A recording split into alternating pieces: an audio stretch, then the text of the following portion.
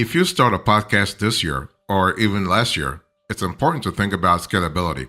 So, in today's conversation, I want to explain to you how to build a podcasting business that actually works all the time. Okay.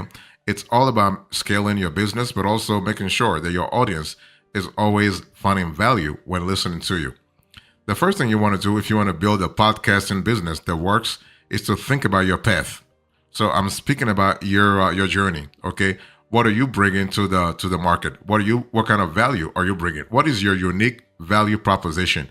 What is your unique selling proposition? Okay, so the path actually is going to help you in terms of. So path actually is an acronym that stands for purpose, audience, topic, and hallmark. So the purpose is very simple. Why are you doing it? Why are you doing this podcast in the first place? The audience, who are you talking to? What is the psychographics? Who are you? What kind of demographics are you talking about? What kind of geography you are covering? But also, what are their interests? What is their mindset and all that kind of stuff? What is their psychology? So that's the audience.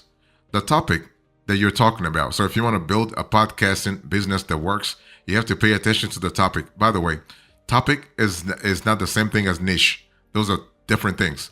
You can have the same topic that covers different niches. Okay, so the topic has to go hand in hand with the niche, but topic is not the same thing as a niche. Okay, there is a strong correlation, but it's not the same thing. And you also have hallmark. So hallmark actually goes back to what I said about UVP or USP. So why should your audience listen in the first place? What is your unique selling proposition, your USP, your unique value proposition, your UVP? So pay attention to all that, okay? So if you want to build a podcasting business that works this year, it's important to really aggregate all that info into a very nice purpose. In other words, why you are making the podcast in the first place. And the purpose has to have a long-term vision. Okay, you can't just say, I just want to do a podcast to make money this year. Well, you want to make money, but you want to survive also in the next 5 years or next 10 years. Okay, so it's important to think about your path if you want to build a podcasting like a strong foundation to your podcasting business. This will help you big time to actually to scale over time. That's really important, especially if you are thinking about covering multiple geographies or multiple audiences.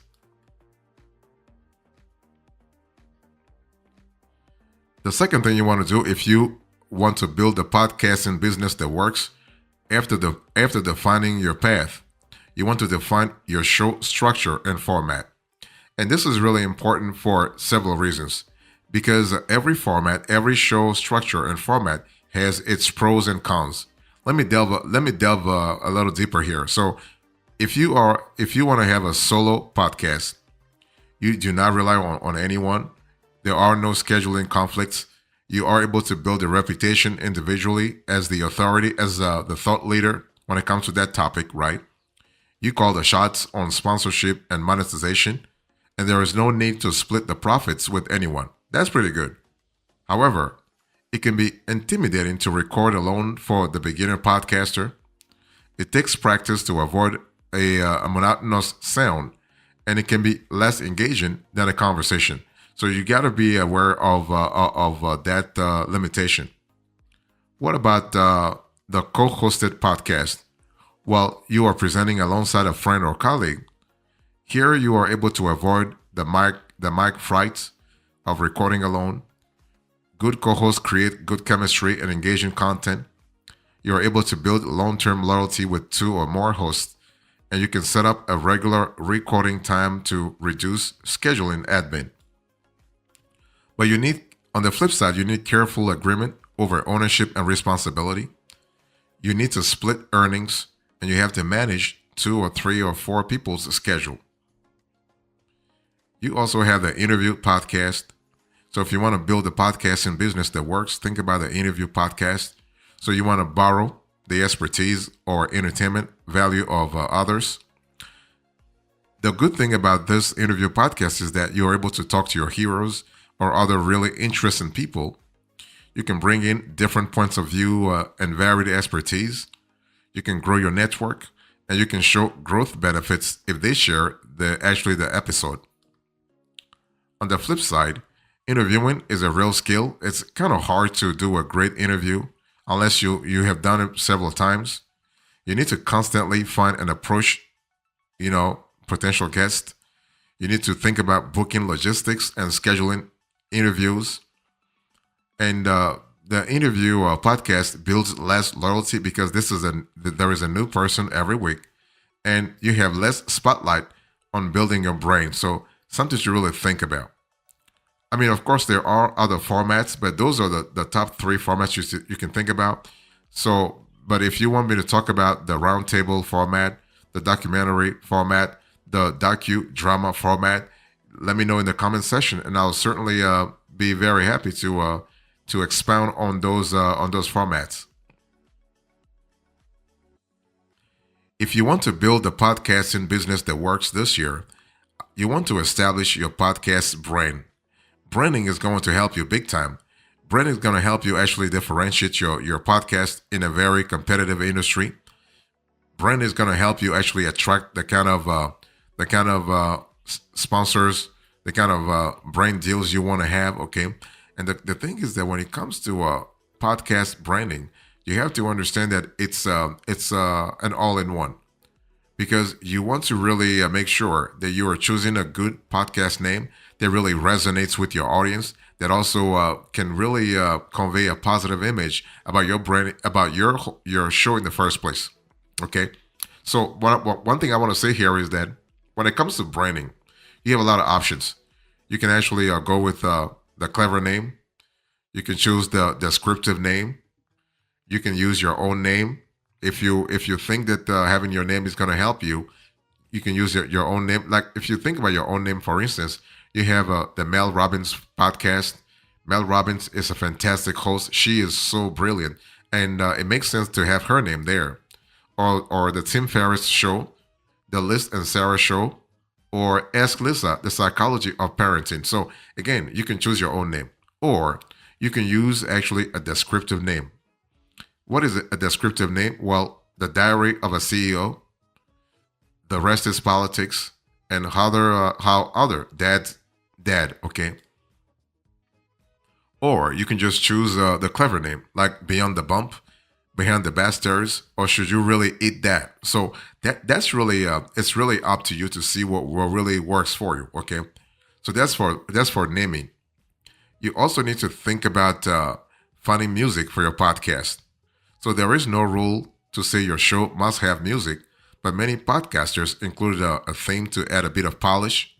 So you might have seen TV shows with a minute or more of intro music, but don't copy this in your podcast. Okay, go for 10 seconds. That's it. You also need want to create your podcast cover art. So this is going to help you with branding this year also. Okay, and you want to keep text short and large so it shows up on small thumbnails too.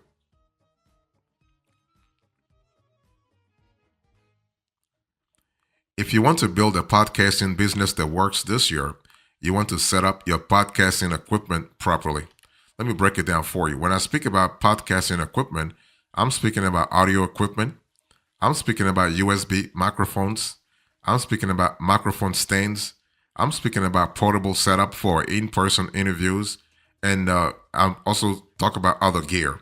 So, for instance, when I speak about audio equipment, you have to see exactly what works for you. Okay, you can use a USB microphone, okay, or you can use you can also go through a smartphone recording.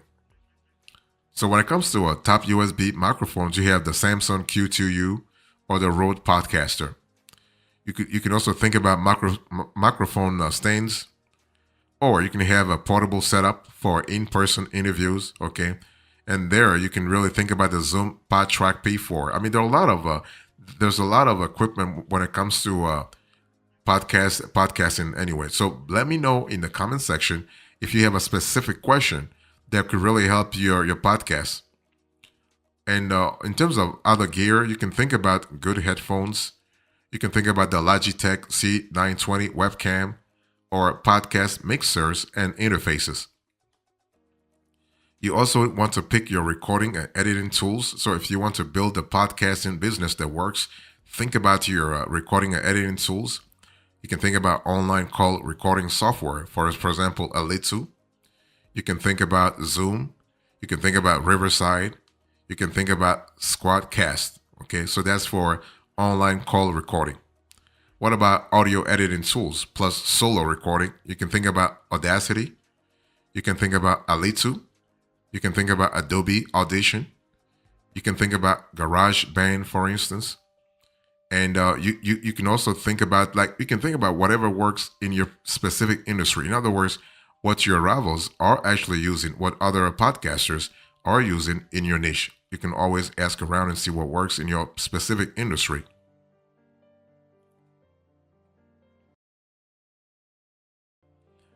If you want to build a podcasting business that works this year, you also need to present and record your first episode. Don't try to procrastinate. Don't say, I'll do this, blah, blah, blah, blah, blah, blah. Start and see what happens. Okay. You want to script your podcast. So when it comes to your first episode, this part of the video applies to you if you have never podcasted in the past. Let's say you are a rookie podcaster. So you want to really script your podcast. Always scripting your podcast. Okay. So basically, word for word scripts give you confidence and cover the details, but they are time consuming to write and hard to read naturally. So what you want to do is you want to create a bullet point outline to guide you, but one that keeps you flexible and conversational when recording, right? This is one of those things where you have to really be more experienced at doing it.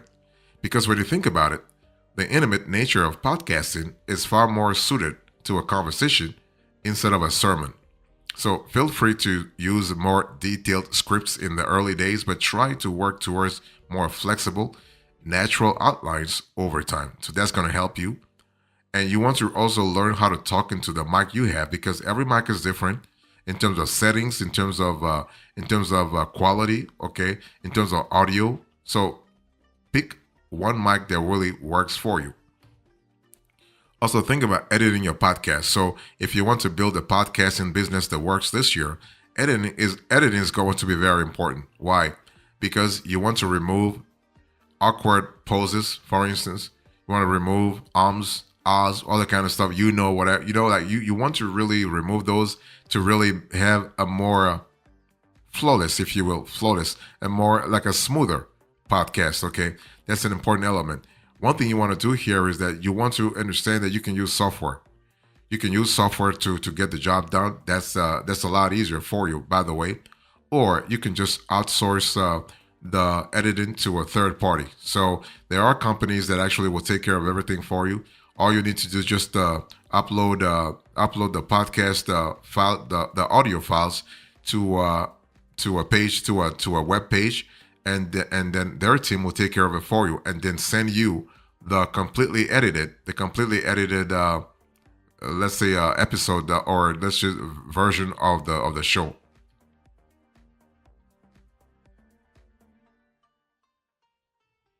You also want to set up your podcast hosting. That's going to be very important for you. So podcast hosting is really key in terms of where you are going to house your podcast files, okay? And in that department, you have a lot of players. You have Alitu, you have RSS.com, you have Captivate, you have Castos, okay, among others. You have Riverside too, okay? But Castos is really great if you want to focus on private podcasting, okay, and you want to link your business model to a strong production service. In other words, if you need help with production also, they can help you big time. So that's really cool.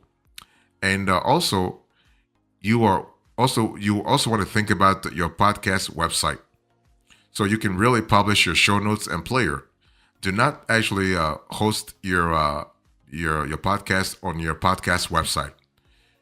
Your podcast website is for something else, okay? This is for maybe your blog, for instance. You can transcribe your podcast and really convert it into a blog, for instance, or other stuff. You can maybe sell merch, or you can just engage with your audience better. That's going to help you big time. But do not actually host your podcast there. You also need to submit to podcast directories. So if you want to really build a podcasting business that works, you want to think about submitting your podcast to directories. And when it comes to directories, you have many, but the top three are Apple Podcast. Apple is the number one. They have about 4 to 5 million podcasts. That's really fantastic, wonderful. So Apple Podcast is number one. Number two, you have Spotify. So Spotify is also there, like they have 2 to 3 million. And you also have Amazon Music, and so you also have Google Podcasts too. I mean, Google started playing the podcast game not long ago. So they're building their let's say their efforts gradually. So that's kind of cool. But you got to submit your podcast to directories so that people can find you, so that potential listeners can actually find your podcast.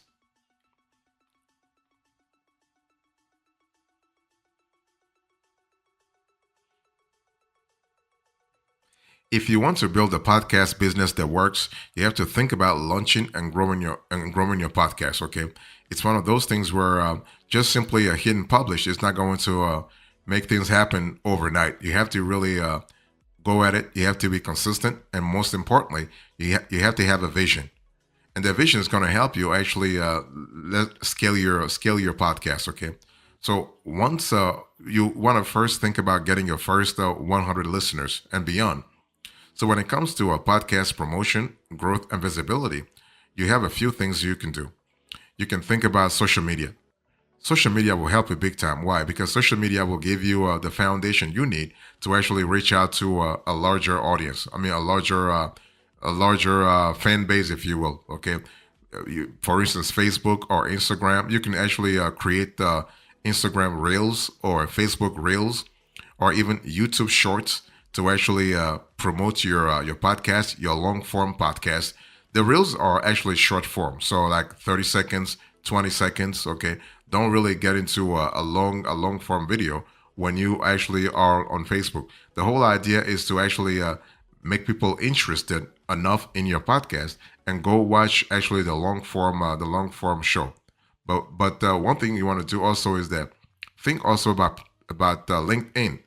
If you have a podcast that's professional, quote unquote professional, that's really targeting a professional audience, let's say employees or businessmen or business people in general, or investors, for instance, you can try LinkedIn. LinkedIn will help you big time in terms of helping you reach out to that particular audience. Okay, every audience is different.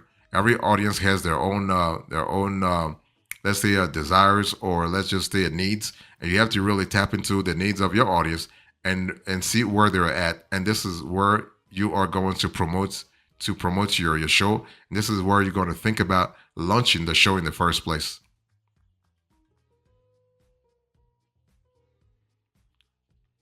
In conclusion to this conversation, I just talked to you about how to build a podcasting business that works. And I give you 10 elements that you need to follow to actually get to the goal that you want to reach. Thank you so much. God bless you. I will see you next time. Until then, remember, stay marvelous.